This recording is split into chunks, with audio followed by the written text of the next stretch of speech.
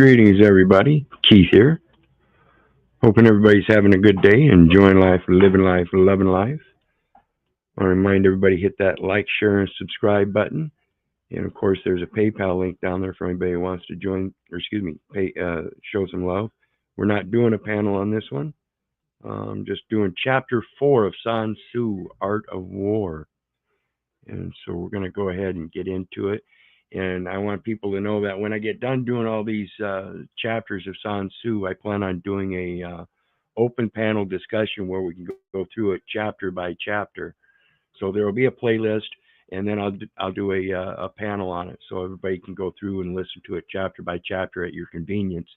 And then given some time, I'll do a panel where people can come up and join in the discussion and have a good conversation about your feelers and your intuitions and instincts and how they interact with each other as it relates to basic information that should be common knowledge and inherent in most people. So let's get into it.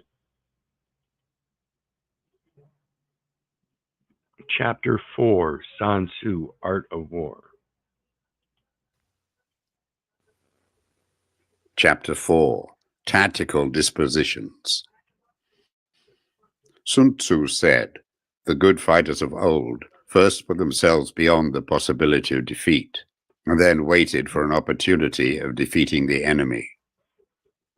To secure ourselves against defeat lies in our own hands, but the opportunity of defeating the enemy is provided by the enemy himself. Thus, the good fighter is able to secure himself against defeat, but cannot make certain of defeating the enemy. Hence the saying, one may know how to conquer without being able to do it." Security against defeat implies defensive tactics. Ability to defeat the enemy means taking the offensive. Standing on the defensive indicates insufficient strength, attacking a superabundance of strength. The general who is skilled in defense hides in the most secret recesses of the earth. He who is skilled in attack flashes forth from the topmost heights of heaven. Thus, on one hand, we have ability to protect ourselves. On the other, a victory that is complete.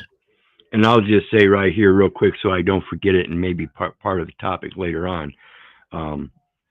This is part of the defense and the offense. When you see people act in those capacities, it helps you understand whether they're one that restricts themselves within the bounds or is one that pushes the bounds themselves.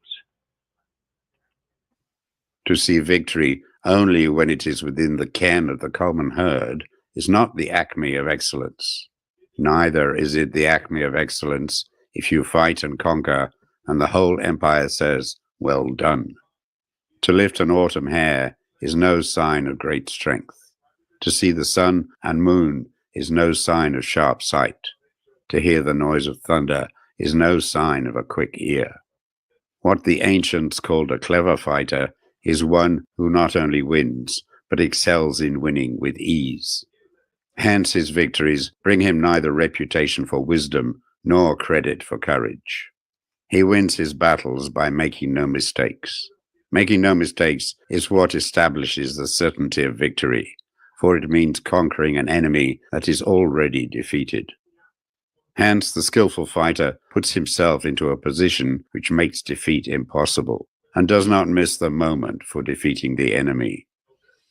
Thus it is that in war, the victorious strategist only seeks battle after the victory has been won, whereas he who is destined to defeat first fights and afterwards looks for victory.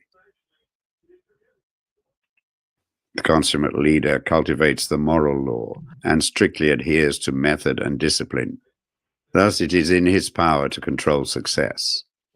In respect of military method, we have, firstly, measurement, secondly, estimation of quantity, thirdly, calculation, fourthly, balancing of chances, fifthly, victory. Measurement owes its existence to earth, estimation of quantity to measurement, calculation to estimation of quantity, balancing of chances to calculation, and victory to balancing of chances. A victorious army, opposed to a routed one, is as a pound's weight placed in a scale against a single grain. The onrush of a conquering force is like the bursting of pent-up waters into a chasm 1,000 fathoms deep. Chapter 5.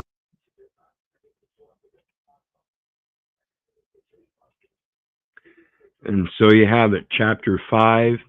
And like I said, and it kind of reiterates throughout the same concept that I see in somebody that acts defensive, as they are restricting themselves within a certain bounds, as opposed to one who is offensive and is used to pushing boundaries, and that is what seems to be offensive. So think about this stuff, and remember, folks, I love you, but I don't give a rat's ass whether you love me back. That's to say, I don't care if you hate me. I don't care if you don't respect me. That's on you. So may God bless you, and we'll see you at 6 o'clock with some more insanity as we go tits out and balls to the walls again. We'll see you then. Open panel.